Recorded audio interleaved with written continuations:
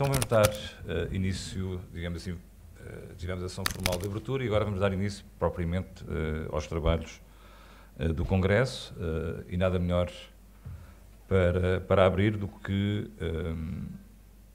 uma conferência precisamente sobre as questões da aprendizagem sustentável. E eu irei mudar, se não se importam, o registro para o inglês, para apresentar a professora Eleftheria Gonida, porque também, de modo a que ela consiga perceber minimamente o que eu estou a dizer. Peço desde já desculpa pelo meu pobre inglês, mas de qualquer das formas é o que se tem, portanto não. não. Okay, so Eleftheria, now I will talk in English in order that you can understand what I. Yeah. Exactly.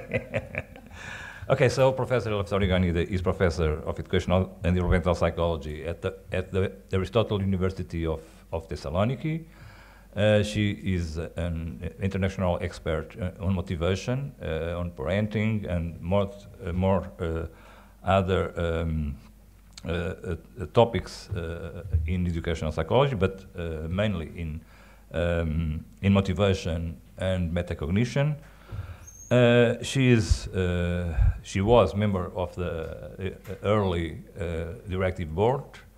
The early is the European Association for Research on Learning and Instruction. Also, the chair of the last early conference,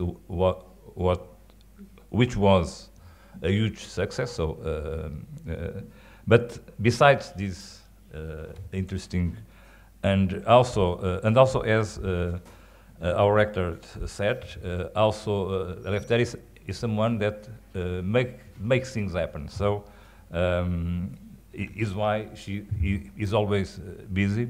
But nevertheless, of course, she is a prominent scholar in the area of motivation and educational psychology, and is about that you will talk today with a talk with the title "The Need for Sustainable Learning and Thriving School Communities in Uncertain Times: Theory, Evidence, and New Ideas." And Eleftheria, thank you very much for being here, and the floor is yours. Start here. So thank you very much, Francisco, for your kind introduction. It is my great honor and privilege to be with you here today, and I would like to express my deepest thanks to Professor Francisco Peixoto, to Professor Leandro Almeida, to the three organizing universities, all the members of the organizing committee for this great honor to be keynote speaker at this conference. And the theme of your conference is very interesting, extremely timely, and I'm really very, very sorry that I don't speak Portuguese to attend it, because I'm sure that important things will be presented during these 2 days, and I'm very sorry that I will miss them. But I hope I will see them printed and be able to read them. I would also like to say that it is my 4th time here in Lisbon, and 6th time in Portugal. And we have very strong bonds, both with Francisco and Leandro, and Jose, and Joanna and other people here for many years. And every time I come, I feel this warmth and this hospitality, and I would like to sincerely thank you for making me feeling at home here, Francisco and Leandro. So I'm very pleased to be here. So, but I will stand now. I understand. You know, most of us are educators somehow, and I always like to be standing among my students. Anyway, yeah. Because yes, I need the microphone. I will be like, no, not like a singer, but like a yeah. Okay. Like entertainer. So you want to entertain the people, yeah. Yeah. So, do you hear me? No? No? No, it's okay. Yeah, okay, okay. So, I will start my presentation today with a very short personal story, which you will find out soon that it's not so personal, but it has to do with many of us. So it was early March 2020, when I visited Portugal for last time, because we had a project meeting in Prague at the University of Minho. It was a project, a European project that was coordinated by Francisco and the University of Minho with Leandro, the University of Thessaloniki with me, and other colleagues were working on this project. And I think none of us will forget that meeting, because that meeting turned out to be a historical meeting, because we came here, we met at the University of Minho for that meeting just before the pandemic, and when we arrived back home, one day after everything was shut down and the lockdown was announced. And it was funny because we mentioned that with Francisco yesterday, we mentioned that today with Leandro and Joanna, and I'm sure that most of you have such an experience to remember about those days. So by saying that, I will turn to my talk now, because it's, we live, it is clear, and there is no doubt that we live in uncertain times, at times of global changes and uncertainty. So I just mentioned the COVID-19 pandemic, now it's more. And all of us experience the challenges that the pandemic has left to us, such as the achievement gaps that our students have, the mental health issues that raised after the pandemic, but also other changes, because these global changes have affected significantly the educational landscape. So we have these rapid technological advancements during the last decades, the generative AI during the last couple of years, that has changed a lot education, and it's also a great challenge to cope with all these rapid technological developments. We have a dramatical increase of school violence worldwide.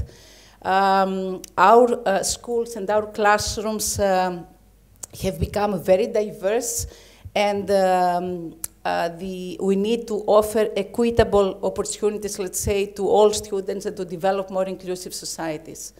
And if these are, let's say, some changes, that educational challenges, there are also broader, there are also broader worldwide challenges, such as the climate change or climate crisis, migration and population mobility. The poverty has dramatically increased as well. Inequalities are very high. We also experience geopolitical instabilities that have put our democratic values under dispute. And unfortunately, we have the bad experience of the current armed conflicts, because we have active wars in our neighborhood. So the world has become more unpredictable than ever, we would say. Yeah? But besides, so under this turmoil, education has become even more important, not only for individuals, but also for our society, the whole society. Because we know that during uncertainties, school disengagement is more likely to happen, students become alienated from schools and education, dropout is more likely to happen, and marginalization phenomena. And these are all risks for our societies and also for our youth. So the improvement of the education standards for all children and adolescents is actually will be a major contribution to the future generations and to our society. But in addition to all those global challenges, we know as researchers in the fields of psychology and education that learning processes and also processes of psychosocial adjustment are very complex, are very complicated by themselves. We also know that school communities have always been very complex ecological systems, and they become more and more complex systems nowadays. And furthermore, education per se, as a phenomenon, as a process, is constantly changing, modifying, or redefining learning and teaching environments from very early through the lifespan. So we have the global challenges, but we have also the educational phenomena that change under this. Okay, so the question is, two questions raised. How do we ensure that students really learn? And how do we create learning experiences that endure despite the ongoing changes? And perhaps one possible answer in these two questions would be via the so-called sustainable learning in education. But what is this sustainable learning in education? So it is not a single method, it is not a single practice, but as it is considered, it is a whole educational phenomenon, a whole educational philosophy that focuses on curricula and teaching methods designed to equip individuals with the knowledge and skills necessary to sustain learning across time. So, and why do we need individuals to have knowledge and skills which are sustained, which last during the years? Because we want them to use this knowledge and skills, this sustained knowledge and skills across various complex, changing and often challenging situations. So we want them to use both in times of stability and in times of crisis. This knowledge and skills will be very useful through key life transitions. For example, when someone enters the work life after university or college, and these knowledge and skills are domain-free, and they can be applied in multiple disciplines such as math, history, science, or even everyday life circumstances. So we are talking about a philosophy that has to do with curricula which are meaningful to youth, and teaching methods which sustain, are domain-free, and are transversal, and they last. And I would also, at this point, I would like to make clear the difference between sustainable learning education and learning for sustainable development, because these are two terms which are usually mixed up. So learning for sustainable development refers to education and teaching practices that promote sustainable ways of living, such as protecting the environment, ensuring access to clear air and water, or promoting any other of the 17 Sustainable Development Goals. And obviously, this is a kind of sustainable, the whole issue of sustainable development involves, it is a perspective that involves socioeconomic, biophysical, and ecological aspects. So I hope that it is clear that here we are talking about an educational philosophy for learning to last, and in the other, in the learning for sustainable development, has to do with how we promote the sustainable development of our planet, of our society, of our world. 4 key components are identified in sustainable learning education. First, renewing and relearning. What is that? We want youth and all learners actually to identify information and strategies which are no longer appropriate, and to change them, to replace them with information and strategies that are meaningful for the times we live. So we want them to be able to identify what doesn't work or is not appropriate anymore, to renew, to have the will and the skill to renew them and relearn. Independent and collaborative learning are both useful and meaningful for sustainable learning education. It is also a type of active learning with a future orientation. We know, of course, as learning researchers, that learning should be active, should be constructivistic, but we should have this future orientation as well. And a last key component has to do with transferability of past successful strategies to future tasks. And transfer of learning has always been a goal of learning anyway, a goal of schools. But nowadays, perhaps it is more this need is very pressing, because we do want to keep, let's say, the past successful strategies which are transversal and use them in the long run. So, but how educational psychology and how school psychology can support our knowledge towards sustainable learning in education.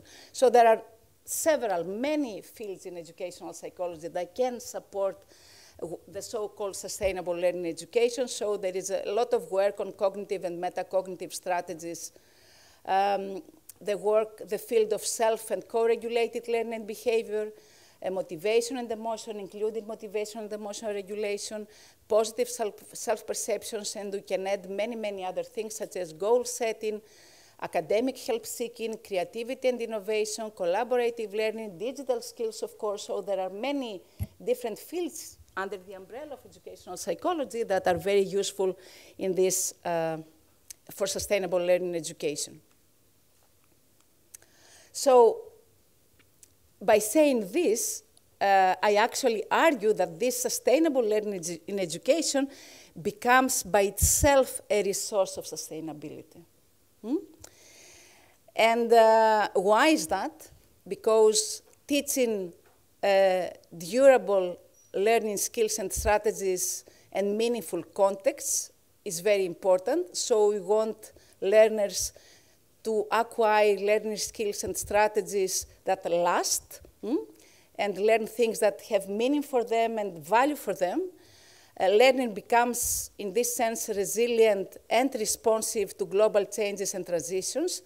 And by focusing on them, we educate not only thinkers, but we educate responsible thinkers and reflective citizens, because we do want our citizens to be reflective. We live in an era where conspiracy theories are alive, where trust to science is going down, so we really need our citizens to be reflective and knowledgeable and responsible as well. So as time goes, the contents of learning necessarily change. The technology and circumstances change, of course, but what we want to last and endure are the ways of thinking, and these ways of thinking can be taught and cultivated to last, as we say. And of course, all this discussion is highly related with the so-called 21st century skills, and you can add to this many more others, so I just mentioned some, the main of them. Communication and collaboration skills, critical thinking, creativity and innovation, flexibility and adaptability, initiative and self-direction, motivation and emotional regulation, social and multicultural competence as long as our world becomes more multicultural, leadership and social responsibility, digital skills and media skepticism, to have a critical stand in all the information that we are facing nowadays. Oops, sorry. So, and to summarize about sustainable learning and education, actually we are talking about three things: learning that lasts, teaching that matters, and learning for all. And I will come at this point later on. So just keep these three characteristics in mind. So the next need that I'm going to talk is the need for thriving school communities. So how do we ensure that students not only learn but also thrive? And how do we create school communities that remain strong and resilient despite the ongoing uncertainty? So again, what does educational psychology and school psychology have to say about that? How educational and school psychology can support our knowledge to create these school communities, these thriving school communities? Again, research evidence from motivation and emotion, positive self-perceptions, positive relationships, teacher-student relationships, relationships among the students, teacher-parent relationships, high school environment, school contexts that have high expectations from the learners and provide, let's say, convey trust messages to the students what they can succeed. School communities which are caring and supportive to all its members, and also many other things such as help seeking, and at this time not only academic help seeking but also psychological help seeking. We know learners face increased mental health issues and challenges nowadays, but also environments that pose clear boundaries, provide opportunities for engagement to all learners, support the development of life skills, they support the innovation, and so on and so forth. So again, educational psychology can support, let's say, our strivings to support schools to become more thriving and more knowledgeable at the same time. So, and now we have the need what we implement in schools to be evidence-based. And why evidence-based? We will see it in a minute. As researchers in the fields of psychology and education, we have at least two responsibilities. One is that we should be alert first to the complexity of educational phenomena as a result of continuous changes. This is important because, as we said, things change, and they change very rapidly, and we should always keep in mind that the educational phenomena, which are very complex, change also in these changing times. And what we should not forget is that we are also part of these changing environments. We also change, and we interact with all the others who change, and the phenomena change, so it's a complicated, systematic perspective. The second responsibility we have is that we should attempt to decode the increased complexity of educational processes at times of uncertainty.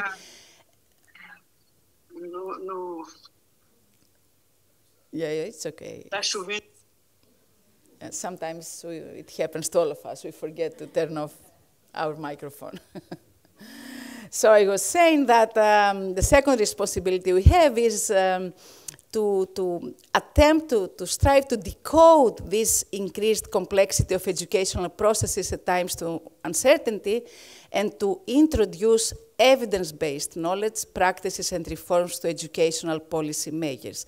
And this is extremely important because we know during all these years that there is always a distance between what the research community knows and what policymakers implement into schools. So we need to bring them close, to go closer to them and to bridge a little bit this distance.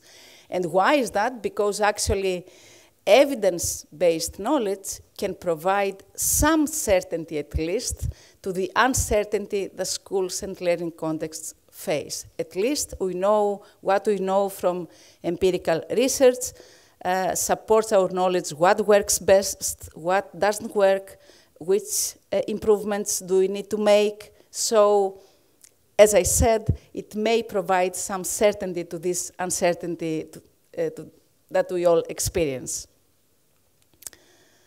So, just to summarize what I said up to now, about the support that we can have from research, theory, research, and evidence from educational psychology and school psychology. So for sustainable learning and education, we can learn a lot from the fields of self and co-regulated learning, critical thinking, motivation and emotion, engagement, digital competence, instructional practices, teacher professional development, school-family partnerships. And as you can see here, some of them are common, of course. Motivation and emotion, self-perceptions, engagement, teacher-student relationships, well-being, social and emotional learning, resilience, and schools as caring communities, this perspective that school psychology has emphasized a lot during the last years. And you know, we have common fields here because we can't separate, actually. Because if competent learners need also to be socially competent and emotionally competent learners, and vice versa. And in these fields of research in educational and school psychology, we know many things, and actually Francisco, Leandro, and I'm sure Vera, Jose, Joanna, and other colleagues here have done wonderful work that supports this, the knowledge we have about how we can implement these things at school. Also, Francisco and Leandro have done wonderful work in not only in motivation and emotion, but also in self-perceptions, in in resilience, in well-being. So we know many things.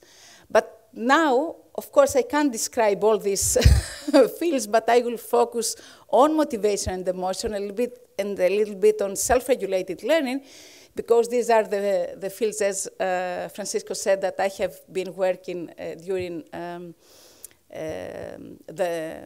during my career.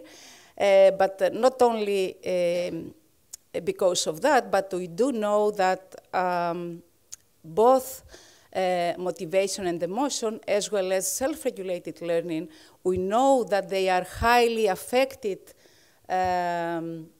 by uncertainty and challenging times. So during challenging times, students' and teachers' motivation and emotion are affected. Also, self-regulated learning and behavior is also affected during uncertain times. We have data from during the pandemic that confirms what I'm saying. But what it is important, and we do know, is that both motivation and emotion, as well as self-regulated learning and behavior, can have a significant impact on the capacity, on our capacity to cope with change and challenge effectively. So change and uncertainty affect both of them, but our motivation and our self-regulated learning and behavior can also help us cope with this adversity and challenge. And we know from the literature in general that highly motivated students, especially those, of course, with adaptive motivational beliefs, are more likely to engage in self-regulated learning behaviors, and in turn to have better learning outcomes, increased competence, and increased perceived competence as well. So these are really important. And in the studies that I'm going to present you in the next part of my talk, I also include not only students, but parents and teachers. Francisco mentioned that as well. And Francisco also has work on these topics, because apparently students grow and develop in contexts, within contexts, and the classroom, school, and teachers, as well as parents and families, are the contexts where students grow, develop, and thrive or fail. So on the next slides, I'm going to give you some evidence about student achievement goals. Actually, many of my studies have worked for long within the achievement goal orientation theoretical framework. So for those of you, just a single word, for those of you who might not be familiar with this theory, achievement goal orientations are the reasons behind the student engagement. Why a student, let's say, is engaged into a learning activity? Because he or she wants to acquire new knowledge and skills, or because he or she wants to have high marks, high achievement, demonstrate competence, or avoid the demonstration of lack of competence compared to the others. Just very briefly. So I'm going to present you evidence on student achievement goals, mastery towards mastery, that is knowledge acquisition and skill development, or towards performance, high achievement and demonstration of competence, as I said, or avoidance of demonstration of lack of competence compared to the others. Student academic efficacy, student academic help-seeking beliefs and intentions, behavioral and emotional engagement of students, students' sense of belonging, cognitive and metacognitive processes, student academic possible selves and achievement. And as I said, I'm gonna present this evidence about these outcomes, let's say, in association with parent goals, parent beliefs of the child efficacy, parent emotions, and their involvement in homework. And from the teacher side, about teacher goals, teacher efficacy, their instructional practices, and teacher-student relationships. All of them very briefly, of course. So I will start with,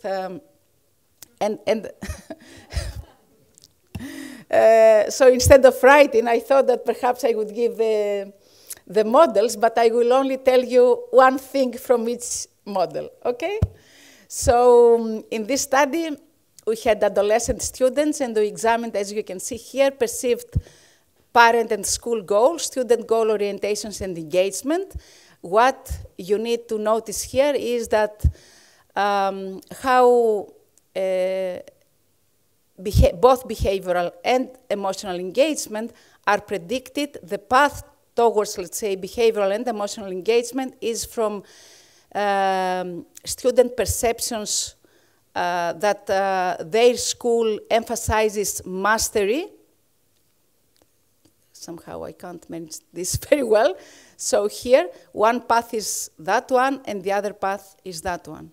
So when students, let's say in simple words, when students perceive that their teachers and their parents emphasize knowledge acquisition and skill development, are more likely to develop their own goals towards mastery, and are more likely to engage in learning activities both at a behavioral and at an emotional level.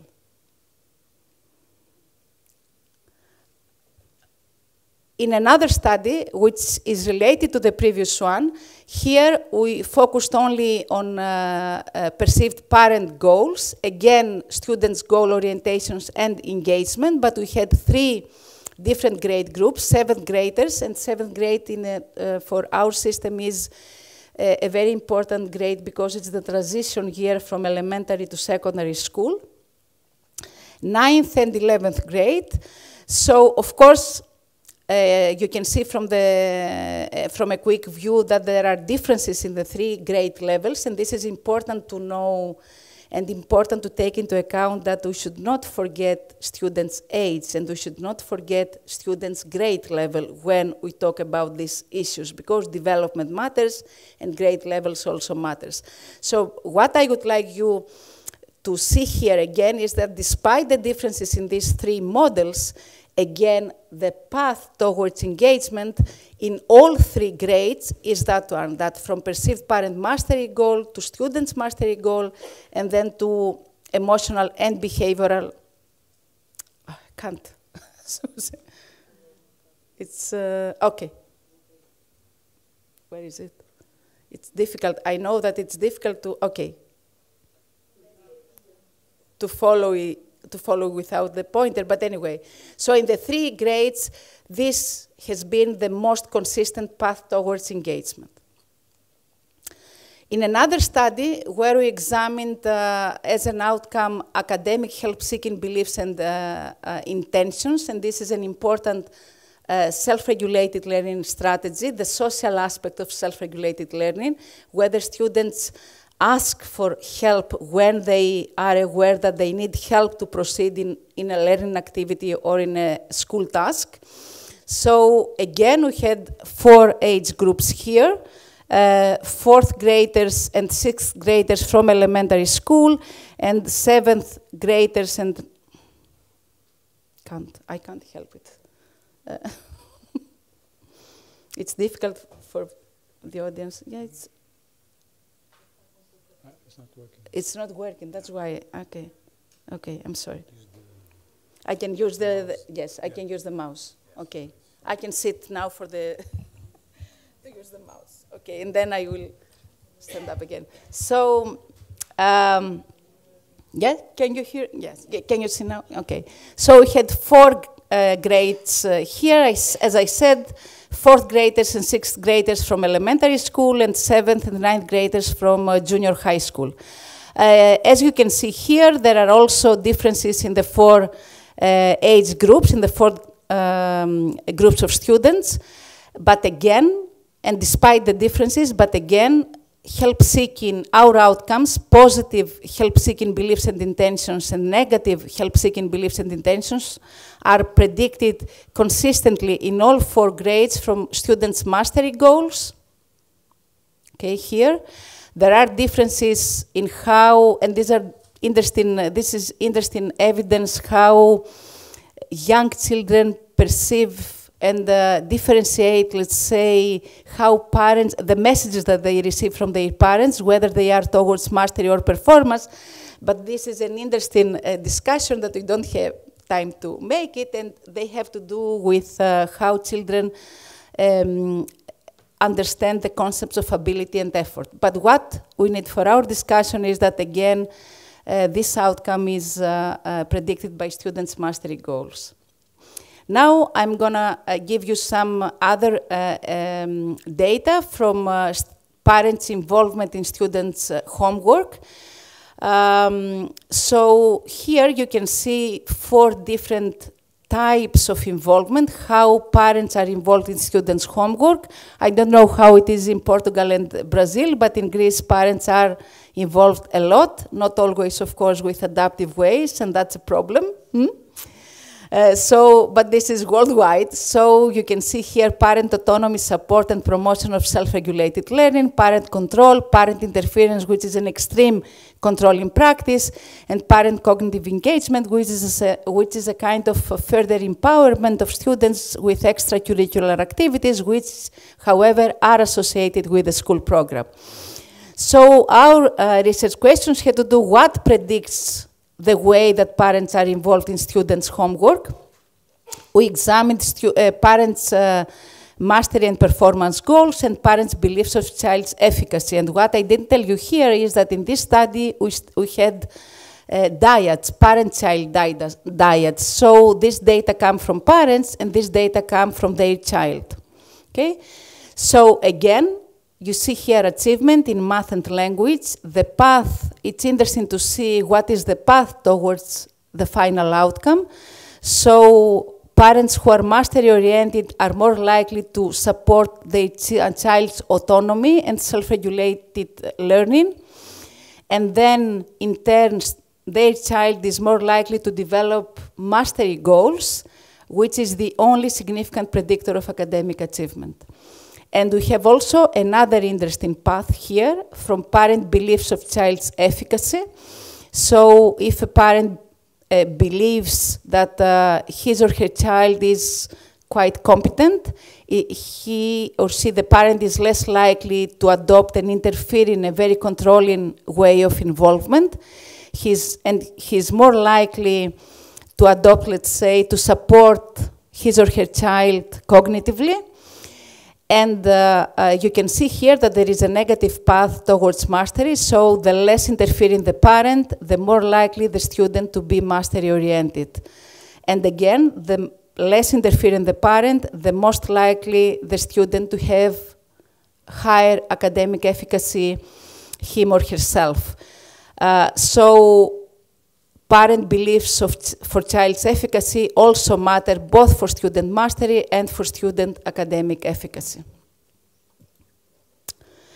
Let's move now to another study, again on parental involvement in homework, but in this study we focused on parental control in homework and parents' negative emotions.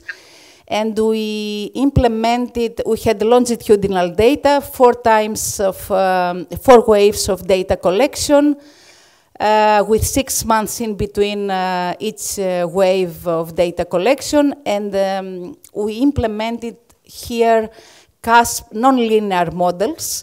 So we implemented CASP catastrophe models, which is complex dynamic system approach, to see how, let's say, parents' negative emotions may affect their controlling style. So what we found was that qualitatively different modes of parental control develop as a result of parent negative emotions over time, but these qualitative changes over time are not linear and smooth. When negative emotions, the negative emotions of parents reach values beyond a threshold. Here, you can see it here in the graph. So here you see the threshold. So when the negative emotion of parents are high and reach a threshold, parental control becomes unstable. We can't predict it. It is oscillating between two extreme modes. Oops. Yes. Okay. High or low. What does this mean? That when their emotionality goes high and after a threshold, so parents are not likely to continue the regular, let's say, controlling practices when involved in homework. They can either, let's say, increase their control, so they may become extremely controlling, or they may lower their control and actually they may give up.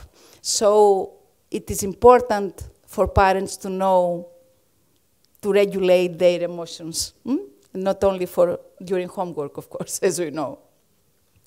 And now let's move to the studies with teachers. In another study, we examined perceived teacher goals, student achievement goals, self-efficacy, and writing strategies, cognitive and metacognitive strategies.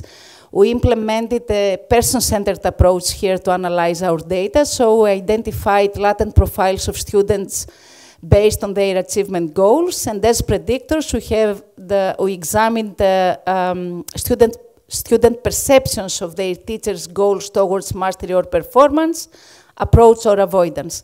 And the outcomes we examined were self-efficacy, cognitive and metacognitive strategies in writing.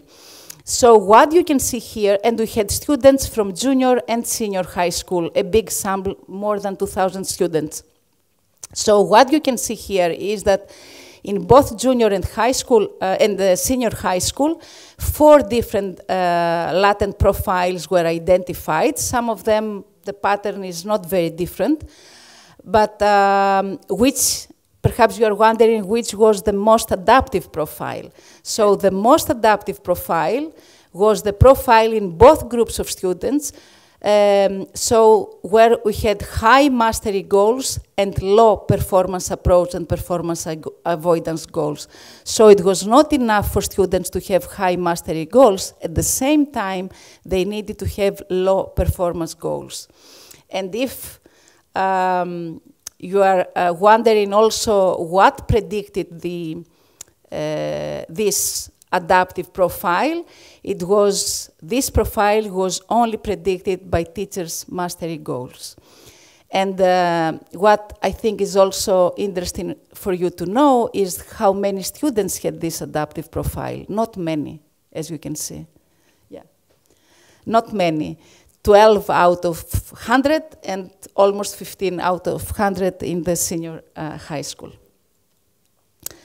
In the next study, we focused on, we also used the achievement goal framework, but at this time, the teachers' achievement goals for their own teaching and not for their students' learning. So we examined achievement goals for teaching and teacher efficacy and how they were associated with their instructional practices. So what we can see here is that when teachers are more mastery-oriented, which means they want to improve their teaching, they want to learn for themselves and improve, let's say, their way of teaching, their knowledge in their domain and things like that. So when they are mastery-oriented for their own teaching, they are more likely to adopt instructional practices which are oriented towards mastery for their students, and they are more likely to feel more efficacious. Whereas when they are more performance-oriented, they are more likely to adopt instructional practices which emphasize high performance and social comparison among the students. In a recent study, among other things, we also measured perceived teacher-student relationships and student motivation. And what we found was that when students perceive their relationship with teachers as positive, they are more likely to be emotionally and behaviorally engaged in the classroom and in the learning activities. They have higher sense of belonging in their classroom, and they report higher self-efficacy beliefs. On the contrary, when they perceive, they report that their relationship with their teacher is not so good, is negative, they are less likely to engage in the classroom, and they have poorer sense of belonging in their classroom. And this is the last study I'm gonna give you an idea about. It is about an intervention program that we conducted with a PhD student of mine.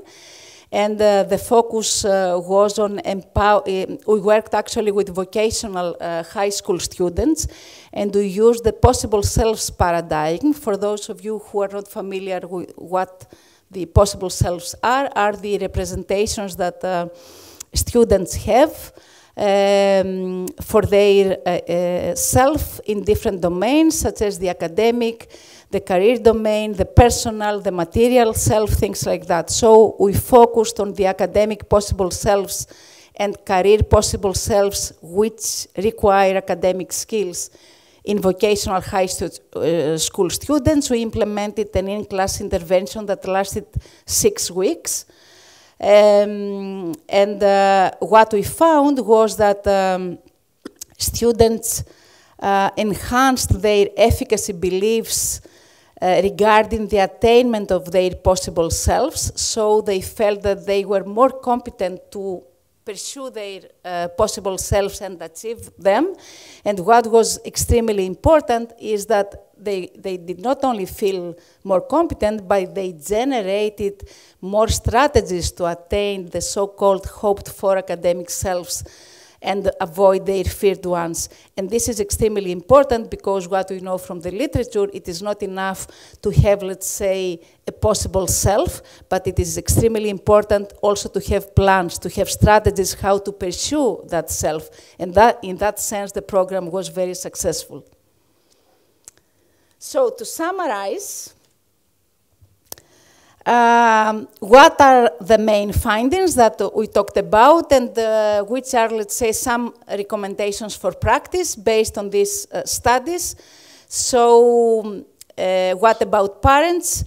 We found, we talked about parents, that it is important for parents to have high mastery and low performance goals for their children, because the parents' mastery goals are important for student personal achievement goals, for students' engagement, for their adaptive help-seeking beliefs and intentions, for their own autonomy supportive style during homework and less interfering style.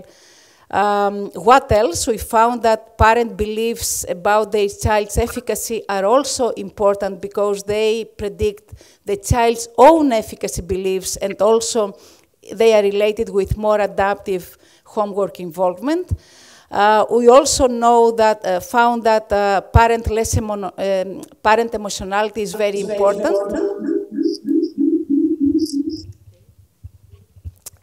So negative emotions should be low in order parents to be more, let's say, effective in homework. It's okay now, friends. Yeah, it's okay. No.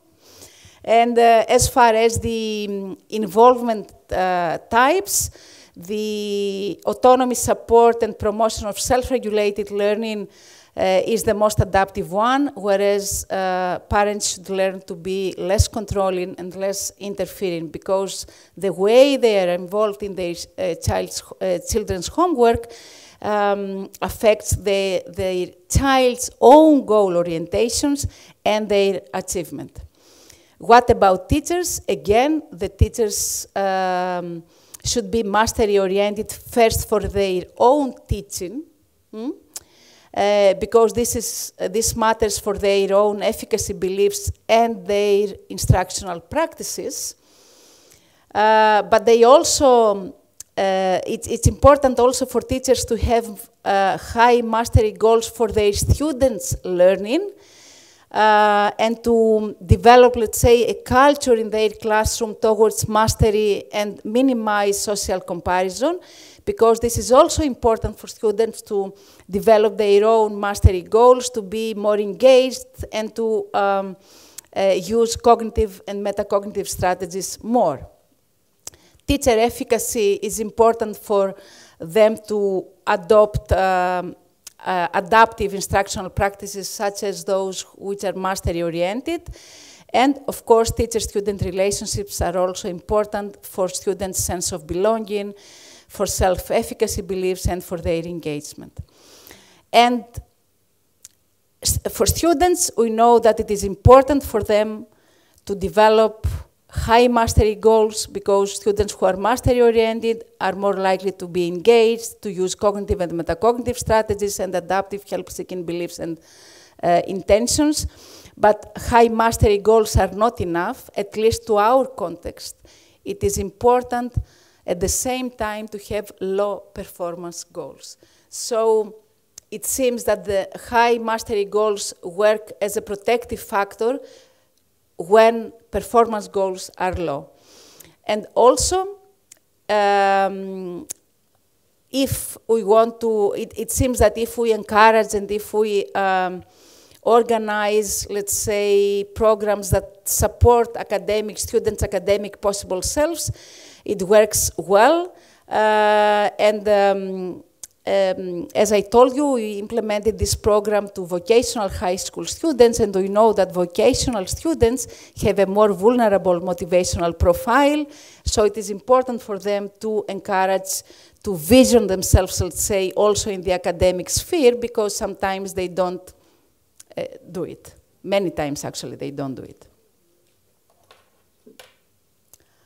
And in our considerations, as I said, we should always take into account students' age and grade level, because development matters.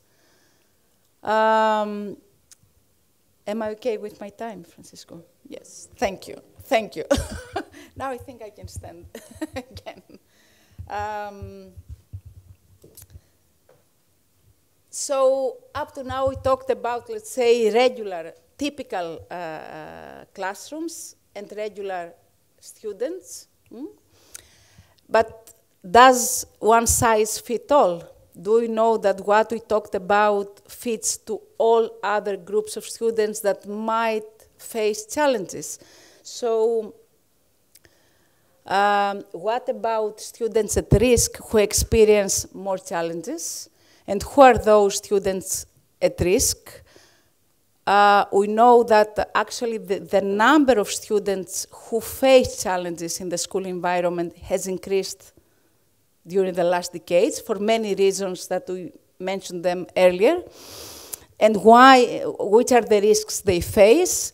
They face risks for poor academic outcomes, poor psychosocial adjustment, and disengagement from education. Who are these students? Of course, I think I'm going to sit again. Of course, we have students with special needs, students with immigrant and refugee background. The composition of our classrooms of the student population has significantly changed for many countries that didn't have such experiences in the past. Students who have been bullied and victimized in the school settings, students with gender identity and sexual orientation issues, students with mental health problems, and I would like to draw your attention for a large group of students, those students who come from disadvantaged socioeconomic background and live in poverty. And this is a very big, actually, group of students, and due to the rising inequalities and the socioeconomic adversities they face, these students become more and more, and we have to always to think of them. So as I said, these students are more likely to have poor academic outcomes and to lack basic skills such as literacy, numeracy, digital skills, because these are basic as well. For example, we know that during the pandemic, digital poverty was a big issue for families who didn't have the facilities, let's say, to support the digital needs of their children. They are also more likely to lack self-directed learning skills, and they are at higher risk not only for poor academic outcomes, but also for low self-perceptions, disengagement from education, dropout. They have limited access to educational and vocational opportunities, and they are more likely to face life adversities and social exclusion in the future. And we know that during at times of change and uncertainty, these risks are increased.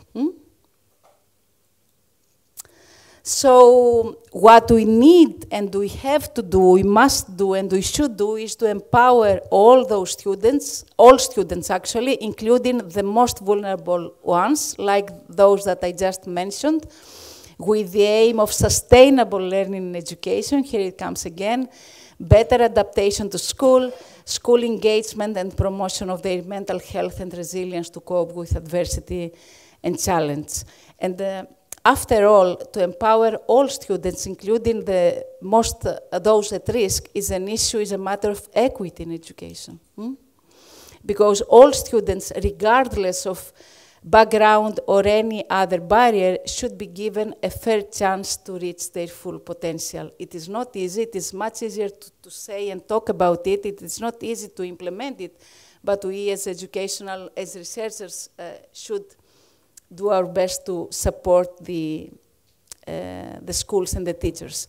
So, in a way, sustainable learning education increases, we would say, the probabilities for a more inclusive society and more equity.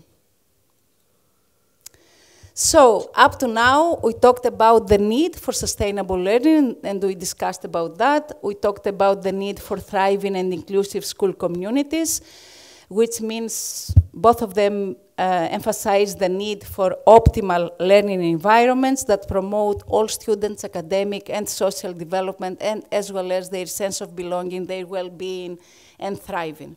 And now, I'm gonna, in this last part of my talk, I'm gonna discuss with you some new ideas from the past. So, my question is the following: could our ancient philosophy support our strivings to cope with global educational challenges? And this is, I have to admit that this is not my own question. And it is not only a question that is very vivid. I mean, it is a great question which is very vivid among the philosophical scientific societies. But recently, and I'm talking about the last 2 years, the UN has raised this question, and the Sustainable Development Solutions Network is working on this, how ancient philosophy can support our attempts, let's say, to face these global educational challenges. And I will take you back to my great ancestor, to Aristotle, the ancient Greek philosopher. So, and the question is whether actually can Aristotle's ideas contribute to modern educational challenges. So I don't know how many of you are familiar with Aristotle. I had studied philosophy, but I had forgotten what. I only remembered few things, but I have been working on his writings during the last couple of years, and I'm very happy that I did that. Because Aristotle, more than 2,300 years ago, said things which are still timely nowadays. So Aristotle argued that true education must address both the intellect and the character. And I'm afraid that we have lost the character during the last years in schools and education. And according to him, this integration is essential for forming individuals who are not only knowledgeable, but also ethical and socially responsible. And what Aristotle said actually coincides with the so-called holistic approaches, the contemporary holistic approaches, like educating the whole child and not only their intellect, but also their character. So, to educate the whole child, however, means that we should support educators to be well prepared to foster this holistic development and create optimal learning environments for sustainable learning outcomes and a thriving youth. I will briefly present to you 4 key aspects for education by Aristotle. So the first one has to do exactly with holistic development. So Aristotle supported a balanced development of the mind and the character, because he thought that individuals should be capable of rational thought and ethical action. His work about virtue ethics is very memorable, and he talks a lot about human virtues. And he talked about both moral and intellectual virtues that should be developed. And he considered education as a means to cultivate both intellectual and ethical moral virtues that enable individuals to achieve eudaimonia, which is nothing else but well-being and flourishing. Eudaimonia is a Greek word. Also, he said that eudaimonia may be, let's say, a personal end, a personal goal to achieve, but education is not personal. But it is integral to the well-being of the polis. Polis is the city-state. So education is important for the individuals, but for the societies as well. And we should, education should be used to prepare citizens who can contribute to the common good and to be interested and engaged in the civic issues, and to contribute to the sustainability, long time ago, as you can see, of the societies. And also, Aristotle mentioned that focused on the balance between theoretical understanding, theoretical knowledge and wisdom, and practical skills. And he emphasized a lot that what we do in our real-world context should come from our theoretical understanding, and we should combine both the theoretical and the practical issues in real-world contexts. So the word that Aristotle used was pedia. Pedia is an ancient Greek word. Imagine that we call in Greek child is pedi. So pedia is an ancient Greek word that encompasses both the education but also the child upbringing. So it's not simply education, but it's also the whole upbringing of the child. Okay? So this comprehensive education should focus on cultivation of both intellectual and moral virtues to develop individuals who can contribute positively to society, and actually pedia should have 2 branches: intellectual education and moral education. And it meets this contemporary, as we would say, the contemporary need for competent and ethical global citizens in this digital age who can make a positive difference in society. I think there is also the number of studies in the field of moral development also has increased that talk about professional ethos, ethics, and things like that, because these are important issues that we should take them into account. And how? By integrating, of course, intellectual and moral education, supporting both the intellect and the character of the developing person. So by supporting, cultivating the intellect, we produce competent learners towards sustainable learning, because competent learners should have the characteristics of what we call sustainable learning education. And by cultivating character, human character, we produce ethical learners and we do need them nowadays, and flourish in communities. And just, I won't tell you many of them, just to give you an idea which are the virtues that Aristotle mentioned for cultivating the intellect, and which are the virtues for cultivating the character. So wisdom, and I also have here the Greek words.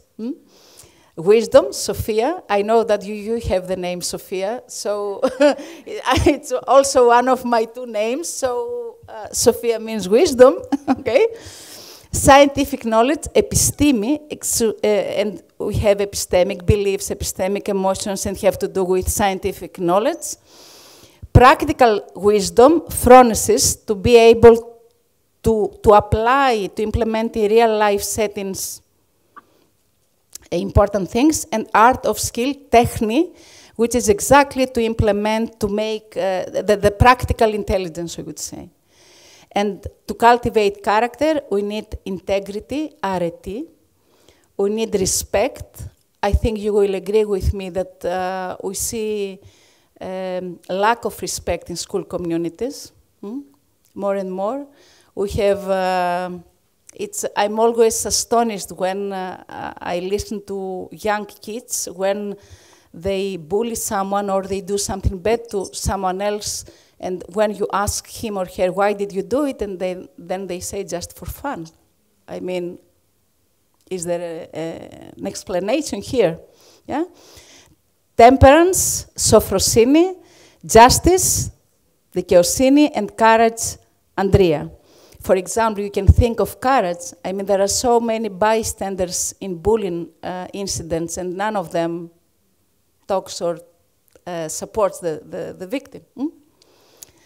So to conclude, general recommendations for practice, it would be important to implement, to include, to encompass what we said and many other things that come from research and evidence from education and school psychology and other fields as well, to teacher education programs and professional development programs, but not only to teachers. Nowadays, we have psychologists, let's say, at schools, but they also need to be well-educated in order to provide high-level, high-quality services to the students, to the teachers, and to the parents. We should be more active in succeeding to implement evidence-based ideas in schools in order to cultivate sustainable learning, to foster a culture of respect to the others, integrity and civic responsibility, and create safe and inclusive environments. Partnerships with parents seem to be very important. Worldwide, we listen to complaints from parents for teachers, teachers' complaints for parents over involvement, and there is no other way but both of them, both partners, let's say, to work together and build good relationships and good partnerships, because both of them have to do with the child's development. And our theory and evidence can support this family-school collaboration. As I already said, we have the responsibility for a closer collaboration of researchers with policymakers and stakeholders. We need to make them assign higher value to evidence-based results and how important they are for them to implement them when they take decision, when they decide for educational policies. And what it is also important is to disseminate this evidence-based knowledge to the society in order to limit and to make the citizens to assign higher value to scientific evidence and to limit this mistrust to scientific results. And my final comment, by supporting, promoting sustainable learning education and promoting resilient, caring, and inclusive school communities, we will contribute a lot to developing individuals, but also to our societies and future societies, because we will promote active virtues, to use the Aristotle's word, and healthy citizenship. And in this way, education or pedia can become a source of positive change for our future societies. So thank you very much.